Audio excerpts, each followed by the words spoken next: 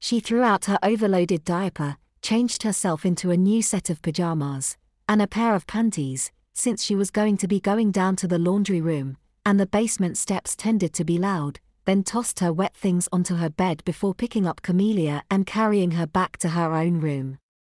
Camelia stirred only once, after the girl had, somewhat jealously, put her into a fresh diaper, and was trying to get her stuffed into another sleeper.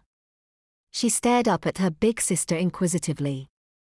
"Just go back to sleep," the girl told her. "You just had a little accident." Even though she probably wasn't going to remember it, the girl still felt kind of bad about lying to her like that, blaming her for something she hadn't done. After all, who was she going to tell?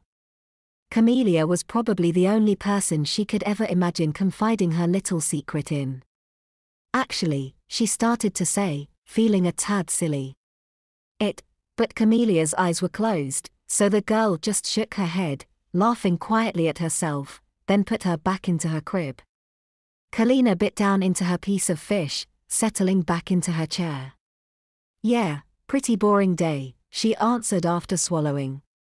For the most part, that was even true. She was pretty sure most of her teachers had been just as eager as their students to get through the day so they could start their weekend. She could still feel Chrysanta watching her from across the table, taking her dainty little bites like some sort of princess.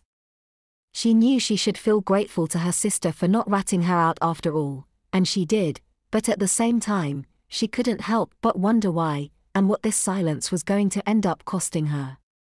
She didn't notice she was glaring suspiciously at Chrysanta until her sister gave her a strange look, as if trying to ask what in the world she was doing. Kalina stared down at her plate, where she was pushing a pea around with her fork. Their parents had moved on to talking about their day, but Kalina wasn't paying any attention, nor, she suspected, was Chrysanta.